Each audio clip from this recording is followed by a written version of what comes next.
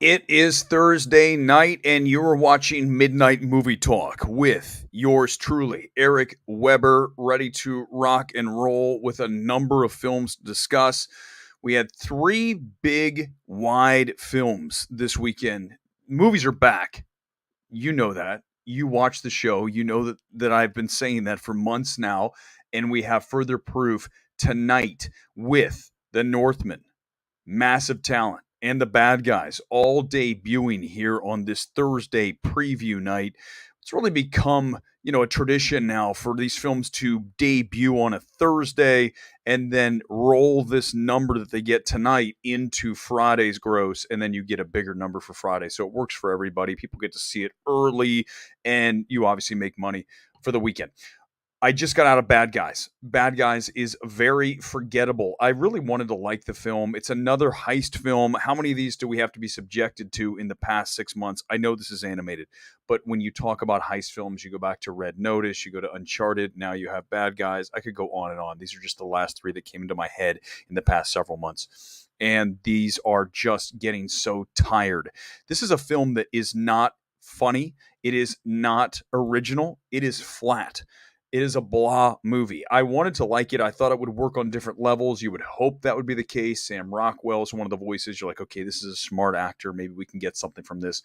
But this script, DreamWorks Animation, Universal, it just is an April film. And when you know what I'm saying when I say that, it's just the kind of thing that's not going to be in the mix for best animated film. The Bad Guys is a very blah film. I don't know if I laughed one time during this film.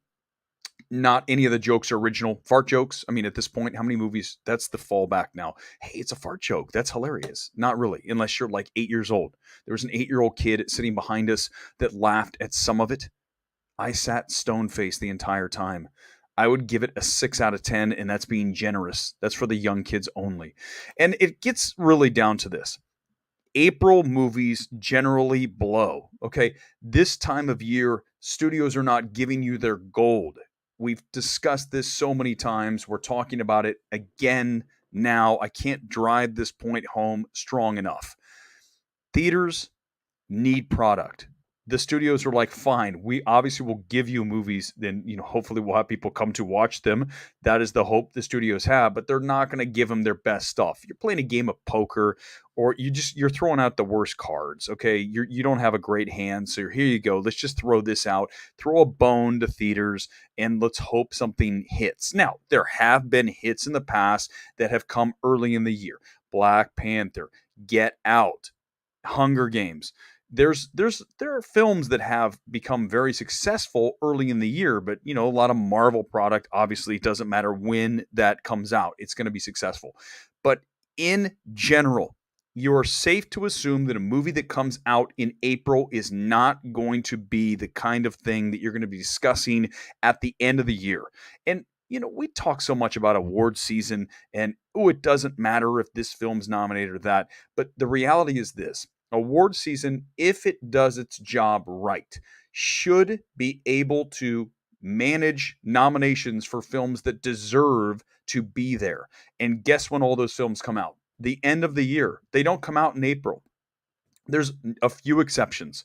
Black Panther, Get Out. I go back to maybe Boyhood, which was, I think, a June release. I just named three films. There's not a whole lot of stuff that comes out early in the year. It's very slim pickings.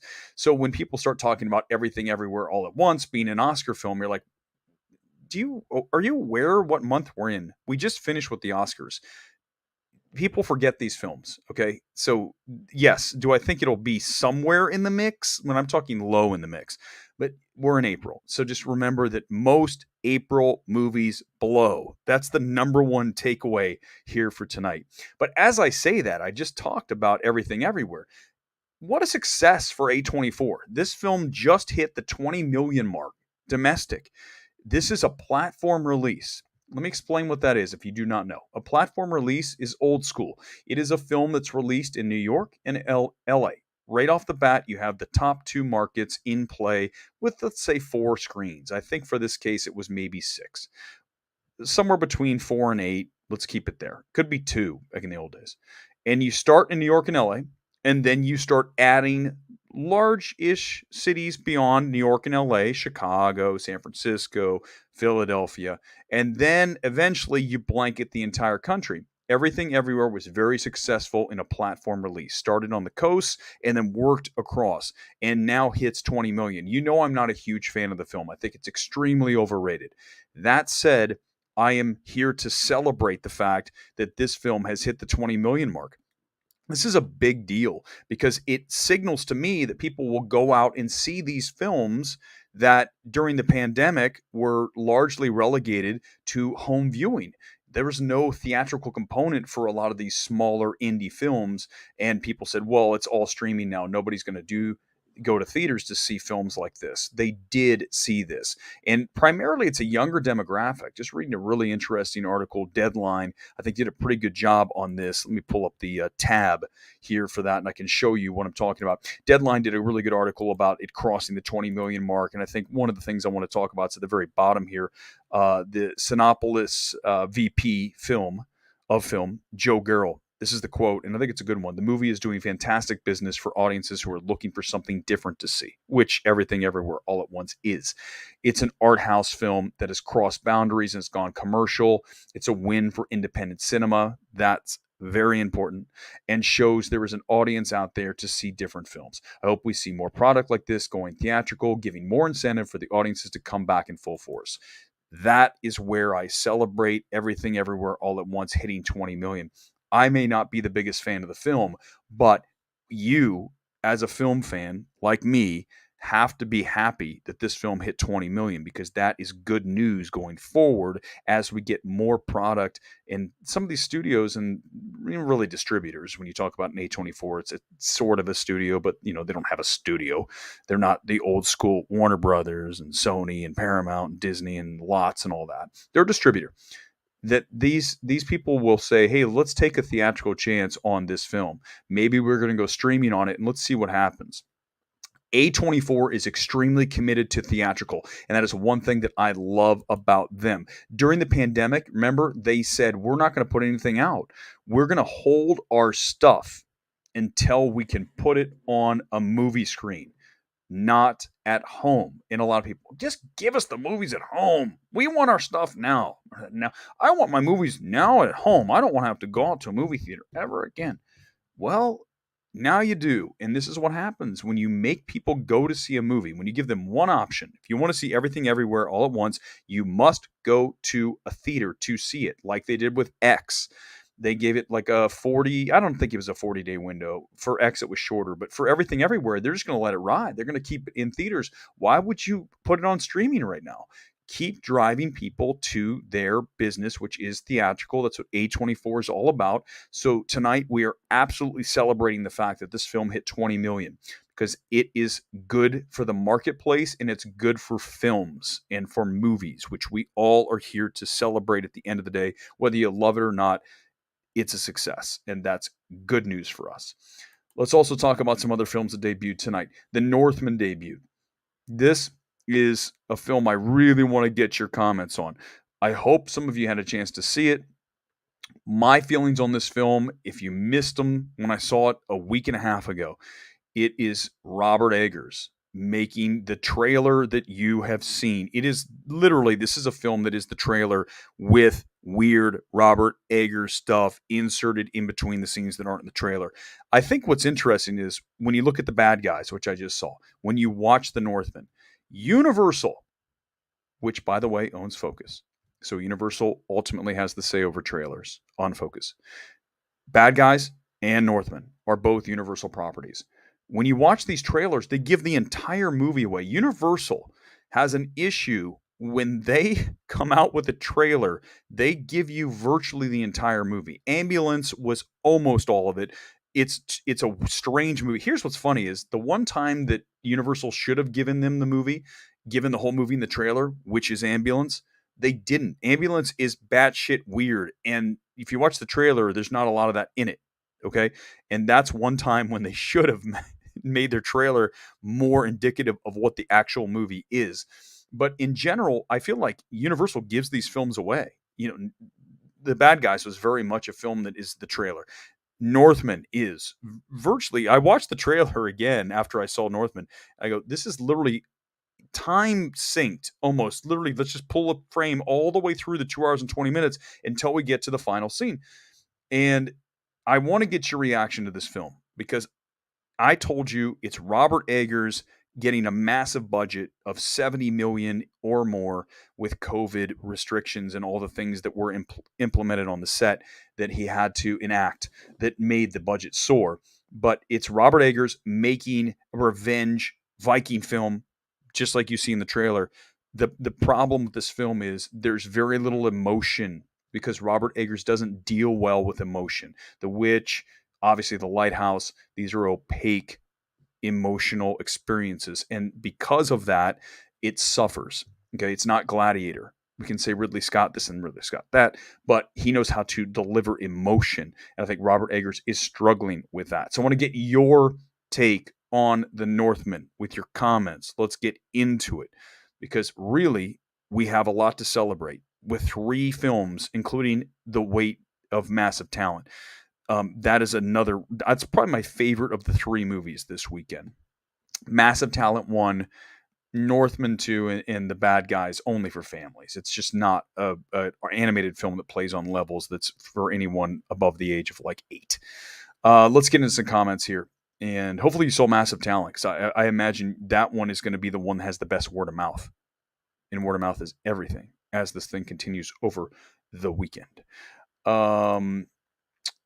Oh, nice. We'll start with some good news here. I believe this is my friend, the non-Kino Kinophile. Just got my next directing gig lined up. Super excited. I'll bet you are. That's really good news. Congratulations on that. So we have a couple things to celebrate. We have Everything Everywhere getting 20 million and you getting, and you draw attention to that right here. Really happy for Everything Everywhere. And I think we all should be because that is, again, really beneficial for all of us as we love movies is that we want these films to succeed even if you don't love them. I mean, I'm not a huge fan of The Northman. I gave it a 7 out of 10. I think, like I said, emotionally it's just not accessible in the way that you really want a film to be, that is a revenge epic, and that's the primary issue with the film, and as such that's where it suffers. But I still want it to do well. I hope it does at least 10 million this weekend. I mean, a $70 million budget, you really want to see this at least at 15. But I mean, we're talking about possibly struggling to hit 10. Now, I did look at pre-sales in New York and LA, and no surprise, it's doing really well. I mean, AMC Burbank 16, I just came from down there. It virtually sold out for the Dolby and for the 7 o'clock and also the 10 o'clock Dolby presentation. It has the Dolby houses for AMC. But don't forget, New York, LA is going to do well with the Northman. I keep wanting to say The Irishman. It's gonna be a film that does well there. The question is, does the Northman do well in Dallas? Does it do well in Indianapolis? Does it do well in Columbus? Does it do well in Pittsburgh? These are the cities that you have to see. That's where this film will be made, not New York and LA. So you can't be looking at New York and LA and say, look at all these places it's sold out. The coasts are going to be strong for any kind of cinephilic film, which ultimately the Northman is. But Focus is trying to market it in a way that will be able to access the mainstream moviegoer, and therefore it should be able to pop a number of at least 10. And then I think word of mouth is going to do serious damage to the film. But just to get them in the door, I think they've done a decent job. They pushed it. I was watching the NBA playoffs tonight. Afterwards, we came out of The Bad Guys, went over and watched NBA playoffs. I saw a Northman spot in the middle of the game. They're pushing the movie. I said it today. If the Northman doesn't do the numbers that we expect it to do, then it's not on Focus. You cannot blame Focus and Universal for this because they have been pushing the hell out of this film. They've been promoting tweets. They've been having spots on television. Certainly, whenever I pop on YouTube, it's like, here's a quick ad for the Northman. They're spending cash on this film. So if it doesn't work, don't you dare blame Focus. That you can't. You can try, but it's not going to work. Let's go to Aaliyah. Did you see that Eggers mentioned CGI generals were added to Skarsgård and Klaus? Bang. I think I said that right. I've never learned how to pronounce that man's name perfectly. One explanation for the 70 million. You know what's weird? I was talking about this. Don't ask why I was asking and talking about this at the bar, but I talked to one of my friends, Paul, who is one of our movie Twitter folks, and he goes to these movies with us. And I said, you know, and another gentleman was there, and I said, "Do you remember in the movie The Northman? I don't remember if I saw a swinging dicks." If I can just be blunt here on this Thursday night, I don't believe I saw that. So I don't know. I mean, not that I was like glued into the screen to say, "Where's Alexander Skarsgård's junk?" I mean, no, I wasn't doing that. But I don't know if I did see that Aaliyah, if I did see the CGI genitals or not. I don't remember. I can't confirm, but that would add to the price tag. If you had to add a CGI penis, then that would, yes, that would, if this gets cut, like someone splices it out, this is what we talked about. It's just one tiny little bit. Okay. Just one tiny little thing. So, okay, let's keep going. DreamWorks Animation needs to come back. They do. It's good to see them back though, Kevin, right? I mean, they had a lot of hits going way back, and then they were part of Fox, and then they were part of Paramount, or the first part of Paramount, right? And then they were part of Fox, so they didn't really have any kind of studio. And now they're really part of Universal. I don't know where DreamWorks fits in this thing, but I will say the one thing about the Bad Guys that I did like, the animation style is different and unique, and it's a cool visual look. It's just the script is so flat and the jokes are lame. There's not a funny moment, that's clever, really smart. And I think that's where the movie really suffers. Universal Pictures, Nope, Black Phone, Puss in Boots, Mario. Yeah, we saw the trailer for Puss in Boots. We saw a bunch of animated trailers. When you go to see an animated film, what do you think you're going to get? A ton of animated trailers, and they all look really lame. There's some Kung Fu one that's not Kung Fu Panda. I don't know what the hell the film was, but I was like, I'm checked out. I've heard very good things about Black Phone, very good things. So I'm excited about that. I think Firestarter is going to bomb. Blumhouse is in trouble with that, but they're going to probably do well with Black Phone. Nope. Talk to someone who saw a test screening of Nope. I don't want to talk about that film.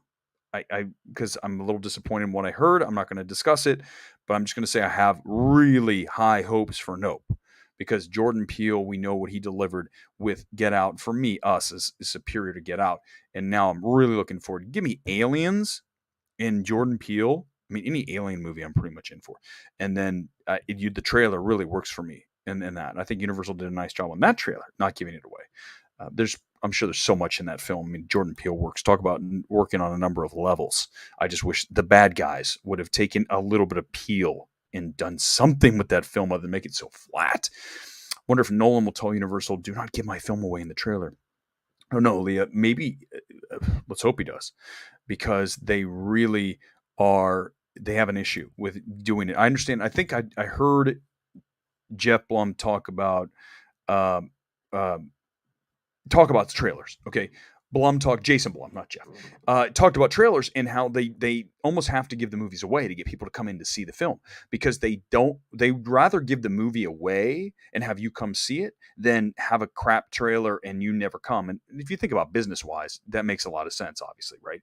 It's like, yeah, totally. You need people to come in the door. But for those of us who are going to see it anyhow, that's why I shy away from trailers. But if I go to see a movie on a Thursday night, I'm going to get trailers. So I have no choice other than in the past, I would take my face mask and cover my eyes. And then close my ears. Now I'm just like, okay, I'll sit through the trailers. I'll watch a trailer. I don't want to, but I'm kind of forced to. Or sometimes I'll walk in late. You get 20 minutes plus Nicole. So you get 20 minutes plus Nicole, and the movie starts like 22, 23 minutes after the actual scheduled start time at AMC. But I'm sure Nolan films are going to be like that, right? Nolan films are going to be the kind of things that are probably very hard to spoil. I mean, look at Tenet. I don't remember the trailer for Tenet. I'll go back and watch it, but that film is so messed up. I mean, you don't even know what's going on. I can't imagine the trailer made any sense either. 7.5 out of 10. I was at a 7, Eric. So I'm with you. You're right there. Filmmaking is great. 100%. At points, I see the the $90 million budget somewhere in there. At points, yeah, 20, 45. I agree 100% with everything said there. It's a 7.5. I mean, those initial reviews that were coming out saying this is a terrific film and this is really lights out, and obviously the whole, this is a masterpiece. Like, well, I'm not so sure about that. Is it? So then when you see it, you know it's not. And again, it's an April film, and just a reminder that April movies generally blow. So that is the case. There's your reminder once again with the banner. They generally blow. So you knew that it wasn't going to be likely going to be a masterpiece, and it is really not a masterpiece. But I think 7.5. Getting back to Erick's comment here, 70 to 90 on the budget, and then at times you see a smaller film, no question. Especially at the end when they go fight for the hut, right? They fight for the hut. If you've seen it, you know what I'm talking about. Northman's Rotten Tomatoes stayed highish. Surprised me. Remember this. Rotten Tomato scores are always about uh, basically a up down, an arrow, thumb up, thumb down. That's really all it is. So if the number's super high, it just means majority of critics gave it a thumbs up versus a thumbs down. So it's not indicative of the overall score. And I feel like The Northman's a movie that I would have given a thumbs up to. And so when you do that, you're going to have a high Rotten Tomato score. So it's the films that are super divisive. They're going to be an issue. And I feel like the Northman, largely, if you just are into filmmaking, you can't ding the movie for that. You can ding it for the lack of emotion. Gavin, I dug the Northman. It's beautifully made, brutal, culturally rich, captivating to watch. Can take my eyes off the screen. Gavin, I understand what you're saying. I mean, listen, a lot of people feel that way. For me, I just didn't have that connection, again, emotionally to the film that I wanted. But again, I knew that Robert Eggers was going to struggle with that. And I think he still is. Here's my hope. I hope that focus doesn't get hammered here and end up with a film that opens with 7 million and then falls off a cliff. And then they're reticent to make another movie with a director and give them a big budget. That's my only fear with The Northman. I think it's awesome that they gave him the money. I just want to make sure my worry is, again, that it's just not that they're going to be burnt. And then other studios are going to use this as an example to say, well, look at what Focus did. They gave Robert Eggers 70 million for a movie that ended up with like 18 million domestic. And they'll use that forever. And because of that, that's the fear I have of The Northman, is that, again, like we discussed the other night, when a studio gives you $70 million to make a film, you have a responsibility to include a larger portion of the movie going pie than you did with A24 and The Lighthouse and obviously The Witch. You have a responsibility at 70 million to bring the accessibility into a wider frame, into a wider scope of the audience. It's just important. So I hope that it works out. I don't want to see this film bomb. That would not be good. So if you guys, I've been tweeting quite a bit about how, it sounds like I want the film to do poorly. No, I'm just calling it the way it is. I think that's what all I ever want to do is just say what the reality of the situation. I think that when I say it, that my worry is that this will be used as the measuring stick for studios giving filmmakers big budgets to make films. And if it flops, then it's going to harm someone down the road because this one didn't work. That makes sense, doesn't it? I hope it does, because I think that's pretty straightforward. Let's go to Aaliyah again. I don't know what that is. I'm jumping around. Gingy. What's up, Eric? Hope you're having a good night. Thank you, sir. Appreciate that. Yes, it's good. I'm getting, on Thursdays, I'm usually super stoked because we have these new films. And what I love is that you guys get to see them. Because a lot of these films, you see The Northman, like for me last Monday, and you can talk about them, but it's more interesting to me to get your reaction to see if you saw the same things or similar things, or maybe you saw something different. Like we saw, with Gavin. Gavin's like, I really dug The Northman. I wish I felt the same way, but I understand how you did. And same thing with Everything Everywhere All at Once. There's sometimes that I don't connect with it as much as somebody else. There's nothing wrong with that. I just like to hear your opinion and see if we saw the same things or if we're even on the same page at all, which sometimes we're not. And that is fascinating to me. I'm like, what movie did you watch? That's very, to me, interesting. So I want to have those conversations. Northman audience Rotten Tomatoes score 80%. Yeah, but again, that's Rotten Tomatoes. Rotten Tomatoes is going to be cinephiles. the cinema score, which you bring up here, Leah, the cinema score comes out tomorrow. Cinema score is the real true indicator of a film that the audiences liked or disliked. So if the cinema score comes in at a B minus, that's a very bad cinema score. Cinema scores are super heavy on the high scores, so they're top heavy. So if you get an A, that's where you want to be. A minus isn't doesn't it sounds like a good grade. Like if you're in school, I got an A minus. Unfortunately for cinema score, you start to really drop off at A minus, B plus, B. It's imagine like a slope, like A's here, and you just go like that. Because when you start getting to B minus, you're so far down, it's so top heavy. So if this comes in at a B minus, that is a very bad word of mouth. And that will be damaging to this film over the weekend. Again, The Northman will be made by how it succeeds in Dallas, Indianapolis, Dayton, Pittsburgh, not in New York and LA. The coasts are there.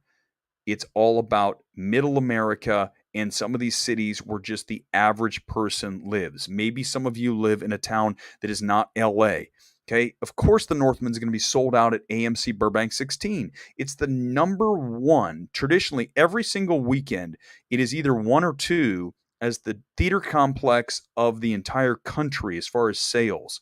So, wouldn't you expect the Northman to be sold out tonight? Of course you would. What I want to know is, what does the 7 o'clock screening of The Northman look like in Dayton, Ohio? I didn't look, but that's what's going to tell you how this film does, not New York and LA. It's the smaller towns. It's the towns that aren't cinephilically driven, which we all know New York and LA are. So that just, you got to understand, that's how this film will be made or broken, is those smaller towns that are not New York and LA. Gavin, what you said makes sense. What's your most anticipated movie of the year? For me, it's all about awards films. You look behind me and you see these are all FYC screeners. These are some of my favorite films that you see behind me, including Good Time and Ghost Story. And I love the ending of La La Land. It makes the movie. In fact, I found La La Land. I'm so excited to have it up on the wall. Zero Dark 30. Even I loved Rocket Man, Dune. All these films, the majority of what you see behind me, obviously they were either a very big awards film or they're a film that I love. And for me going forward, it's really about awards films. I know tonight they did test screenings of two different things. I sent a tweet out tonight. Two different 20th century films. I keep wanting to say Fox, but as you know, it's now 20th century / Disney. And the two films they did test screenings of were the untitled David O. Russell Project, which some people are still calling Canterbury Glass. It's called Untitled David O. Russell Project until it gets a title. And they did a test screening of that. They also did one of Next Goal Wins. In fact, I walked by the test screening tonight at the AMC Burbank 16. Hopefully 20th Century doesn't get angry with the fact that I was even in the area of the test screening. Test screenings are fascinating. I want to do a whole thing about test screenings because I've been to one or two, not recently, because now they look and go, wait a second, aren't you? I mean, not like super famous, but you know what I mean? They're like, they don't want anybody in there that has anything to do with the business or too much about film. They want the average person to go see it because they're trying to sell it to Dayton, Ohio, right? So as such, they want the average person in there. They don't want me in there. So I walked by and they were putting people in to see Next Goal Wins, which should be a big awards film. As you guys know, that was Armie Hammer and they replaced him with Will Arnett, which is a very strange, that's not a one-to-one swap. Is that to you? If someone said, hey, I'm going to take Armie Hammer and swap him with Will Arnett, that's not the first person I would think of when I think of a one-to-one swap out. So I'm really curious what happens with Taika's film that's been held for, I feel like, almost 2 years now. This was almost an awards film in 2020. And they had to, then the Armie Hammer stuff happened and COVID, and they just said, I don't know what's going on. Most anticipated films of the year are going to come up later this year in a roundabout way. I've got to really look at my lists. But I mean, anything, go to awardsace.com and I can tell you right now. In fact, let me pop it up. I mean, we're hanging out. Why not just pop up a tab? You guys can, let's pull it up and I'll show you what I have going for Best Picture, especially because that is really where, the real action is going to happen when we get into this coming up this fall. Let's pull it down. Let's pop the button there. my site is so easy to access. It's such a well-designed site. I don't know who designed Awards Ace, but they're really on top of it. The functionality of the site is just A plus. 2 thumbs up for Awards Ace. All right, let's go through the films I'm looking forward to. Babylon, without question, Babylon. That is Damien Chazelle's film, his next one. It's about Hollywood in the, I believe, the 30s, 20s or 30s. And I've heard very good things out of the test screening of that. Babylon is absolutely one. Bones and All. Looking forward to that. Color Purple. That is obviously the remake. That's a Warner Brothers big awards film. Just going through some things I'm excited to see this year. Don't Worry, Darling. I really want to see Olivia's next film. Elvis. Boz. I mean, that trailer slaps hard, doesn't it? Have you seen that in Dolby? That Elvis trailer rules. It's a very, very strong trailer. Warner Brothers cuts the best trailers. The Gray Man, Netflix's film that's going to be out this year, this coming summer with Ryan Gosling. That's more of a, obviously, it's quasi awards film. I mean, just when I say Ryan Gosling, I figure that's something. Killers of the Flower Moon. That's Scorsese's next. Nope, I mentioned. Next Goal Wins. Red, White, and Water. That is Jennifer Lawrence. That is an A24 film. The Son, which is the sequel to The Father. I love The Father. Tar, Spaceman. I mean, there's a bunch of really good films coming. Okay, this looks to be another strong award season. So I'm very much looking forward to that. Let's get ready to wrap this. Let me go through a few more comments because I see Chris Gore has climbed on, and there he is. I'm the real bad guy. First of all, you liked Bad Guys, and apparently Paul loved Bad Guys. Paul, tell me why, because I didn't laugh like at all for Bad Guys. I was super bummed that I thought it was going to be a smart film, and I didn't think it was. So I am disappointed, although Chris Gore agrees with you. Bad Guys is the best. I think that's a little much, Chris Gore. I don't think it's the best. Remember, can I remind everybody one more time, just a reminder that April movies tend to blow. And we're in April. So don't forget that. The good stuff doesn't come out in April. Just doesn't happen. The studios aren't stupid. Thank you, Chris, for saying I need tighter shirts.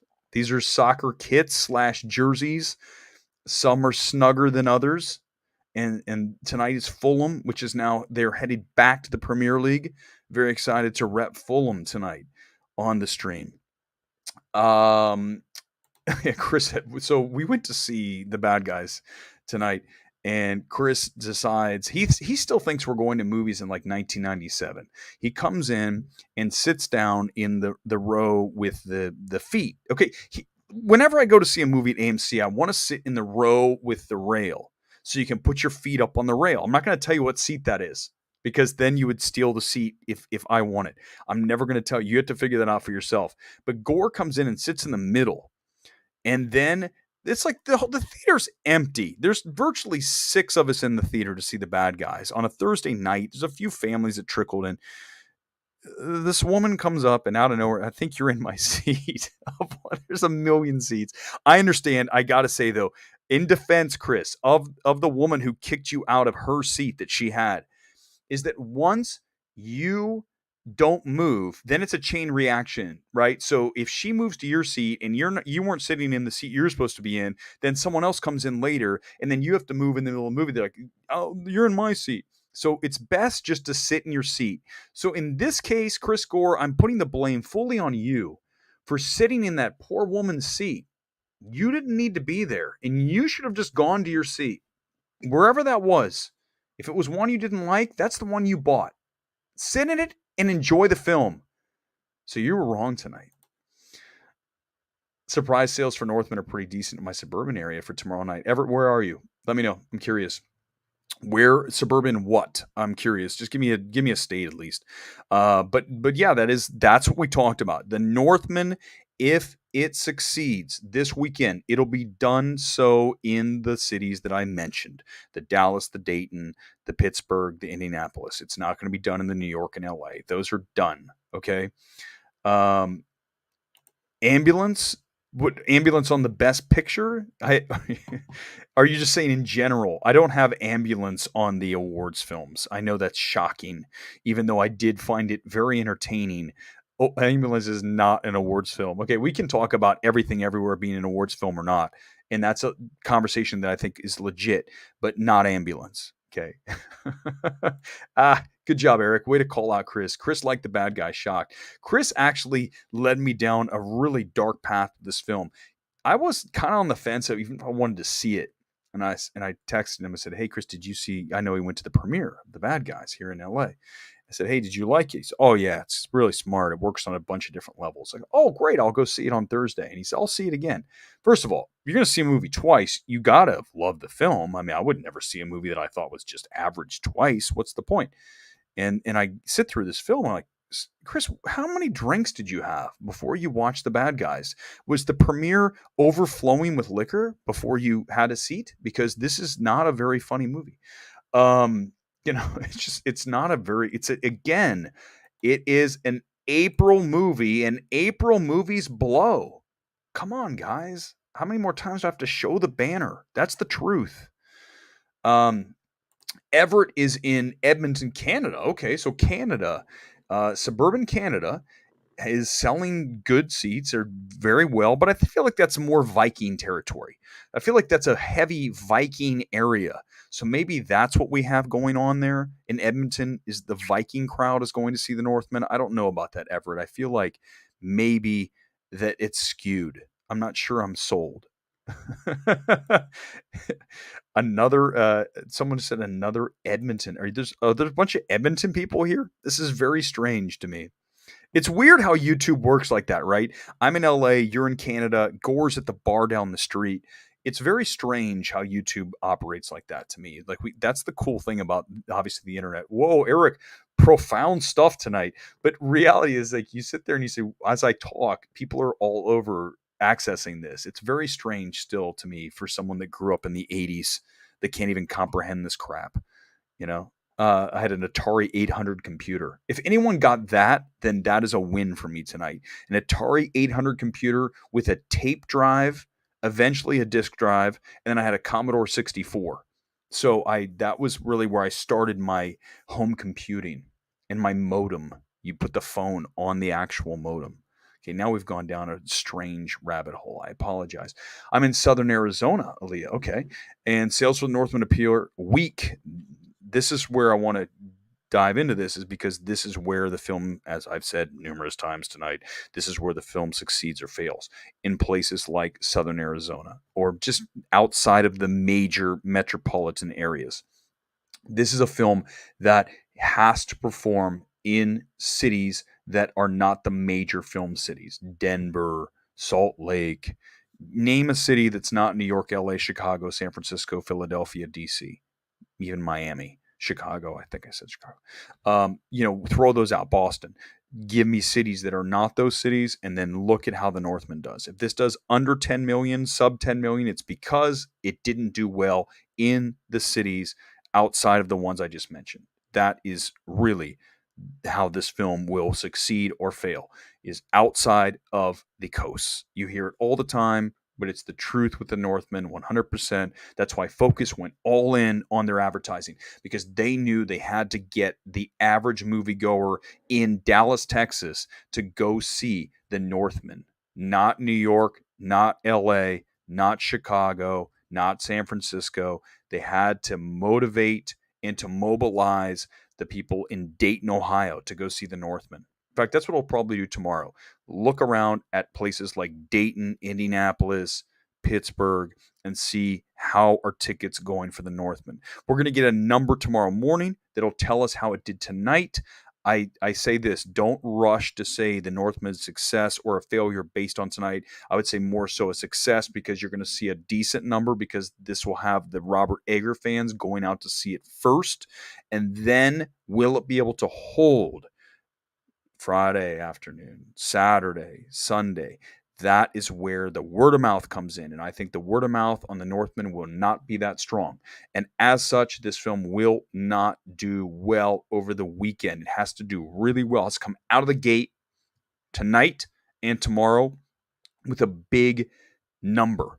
If it doesn't, it's going to be a big time bomb. It's going to be like 7 million. And that's not acceptable for a $70 million film. It's not by any measuring stick. According to IGN, The Northman will do well because it's not violent enough. I laughed my ass off when I saw that tweet. I wish I had it in front of me right now. But basically, it was like Robert Eggers restrains himself in the violence. In Wasim, did you see it? If you've seen The Northman, how do you say The Northman is not violent? Do you subject yourself to snuff films all day? I mean, I don't understand who was the IGN reviewer and what do they watch? Because when you watch The Northman, you very clearly see an extremely violent movie with beheadings and mosaics of bodies on the sides of barns or huts and just, swords jammed through dudes' noses. That's not violent? Because what's the bar for violent? I guess I've missed it now because IGN does not consider any of those things violent. So yes, that's right. It needs to be more violent. Um, God knows what the test screening looked like. I'm sure it was more violent. That I will say. I guarantee the test screening of this film, Robert Eggers' first cut of this, was hella more violent than the one that we got. But that said, the one we got is still mega violent. So no one should be complaining that he pulled punches and or was not, full on Robert Eggers just going for it. Of course he was. I mean, it's a violent film. Naturally, it should be. It's about Viking revenge. So Everett's saying we don't think we over-index on Viking movies there. Probably more westerns. I believe that comparable to what you'd see in the Midwest. So that's fair. And you see, I don't know as much about Edmonton, and now tonight I'm learning about them that they're not necessarily the Viking capital of the world, but they are more of a Midwestern vibe, like my hometown of Columbus, Ohio. And I think if I haven't told you guys this before, I'll tell you now. One of the reasons I think that I'm decent at evaluating films is the fact that I grew up in Columbus, Ohio, which is a very normal town. Okay, it's a test market. Back when in the 80s and 90s, it was a major test market for everything. We got everything first because they go, well, how's Columbus going to like something? And for whatever, being subjected to that during my childhood, I was able to kind of see films through almost like a consumer film, like basically a lens of looking through it and saying, like a test market, will this film work? And I feel like that's still stuck with me today, is that I still want to watch a film. How do I love it? And will it work for me?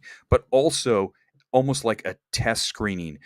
Will this work for everybody else? And when I watched The Northman, I see a film that is not going to work for everybody. It's going to be to this or to that, and certainly too artistic and very slow burnish. As much as I hate saying slow burn, it is a slow burn throughout a lot of it, and that doesn't gel well with the average moviegoer who lives outside of the coasts.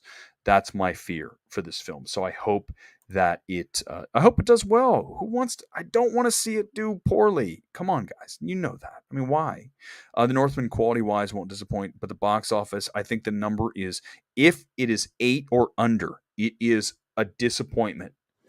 There's no other way to spin a movie that costs $70 million to produce, and it comes up with an $8 million opening and then has bad word of mouth and then ends up with something like $18-19 million domestic total for its run.